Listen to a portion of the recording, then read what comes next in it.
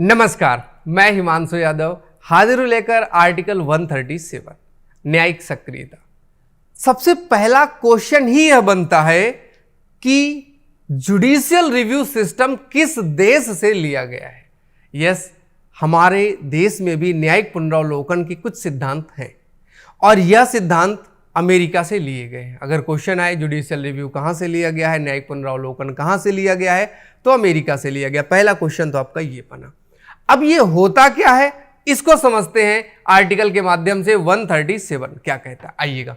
Article 137 कहता है निर्णय या आदेश को उच्चतम न्यायालय द्वारा पुनरावलोकन करना।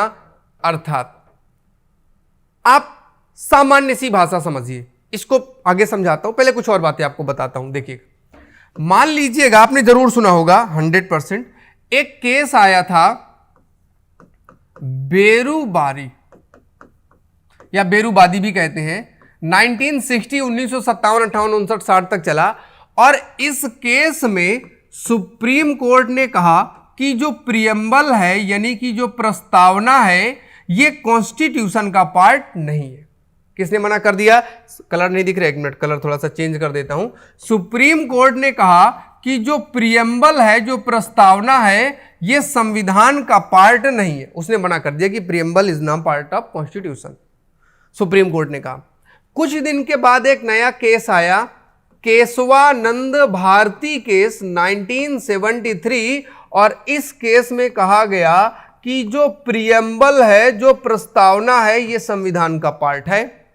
अर्थात सुप्रीम कोर्ट ने अपने ही डिसीजन को चेंज कर दिया, दोबारा चेक किया। एक बार फिर से केस आया LIC का, मिनर्वा मिल्स का, उसमें फिर से कहा कि प्रस्तावना संविधान का अंग है। अपने द्वारा दिए गए किसी निर्णय को वो दोबारा चेक कर सकता है। जैसे आपने सुना होगा कि गोलकनाथ केस में 11 जज थे और केशवानंद भारती केस में 13 जज थे, तो जज तो एक होना चाहिए, फिर 13 जज कैसे हो गए डिसीजन में? दरअसल इसका एक तरीका है।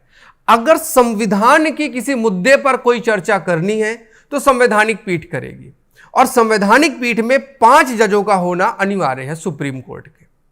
उसमें 3 जज जिस बात को कहेंगे वही बात मानी जाएगी मेजॉरिटी के हिसाब से। 5 जजों ने कोई डिसीजन दिया और वो बात आपको अच्छी नहीं लग रही है तो उसको दोबारा अपील करो, सुप्रीम कोर्ट 7 जजों की बेंच के पास भेज देगा। नहीं अच्छा लग रहा, दोबारा फिर से अपील करो, 9 जज फिर अपील करो, 11 फिर 13। अर्थात 5 जजों वाली बात बदली गई होगी, 7 में 7 वाली बदली गई होगी, 9 में 9 वाली बदली गई होगी, 11 में 11 वाली बदली ना बदली गई हो, सेम बातें बोली हो, आपको नहीं अच्छा लग रहा, आप दोबारा अपील कर रहे हो। इसका मतलब क्या हुआ कि सुप्रीम कोर्ट एक बार जो बोल देगा वो सच है, वो आज लागू होगा, लेकिन समय के साथ हो सकता है उसकी वास्तविकता, उसके तथ्य बदल जाएं तो आंसर, उसका जजमेंट भी चेंज करना पड़ेगा। वही बात यहां पे कही गई कि संसद द्वारा बनाई गई किसी विधि के अनुच्छेद 145 के अधीन, नियमों के उपबंध के अधीन रहते हुए उच्चतम न्यायालय को अपने द्वारा सुनाए गए निर्णय दिए गए आदेश के पुनरावलोकन करने की शक्ति होगी। हमने जो कहा है हम उसे दोबारा देख सकते हैं।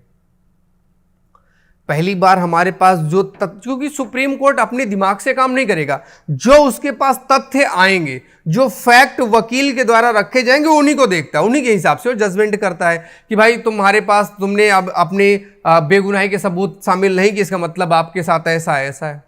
जो उसके सामने तथ्य होंगे उन्हीं पर सजा दे देगा। तो इसलिए हम बार बार सुप्रीम कोर्ट अपने डिसीजन को क्या कर देता है, चेंज कर सकता है।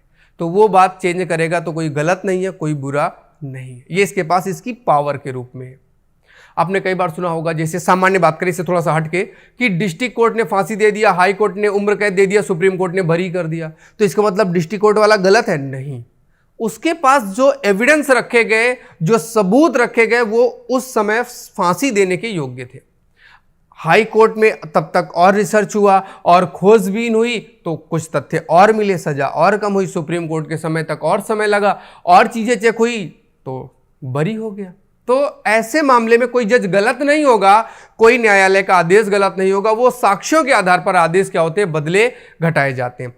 लेकिन आदेश में सजा कितनी होगी ये संसद बनाकर देगा, लिखा हुआ है। तो फिलहाल आज के इस आर्टिकल 137 के साथ मुझे दीजिएगा आज्ञा। कल वादे के साथ मिलूंगा आर्टिकल नंबर 138 के साथ। Tata bye bye, take care.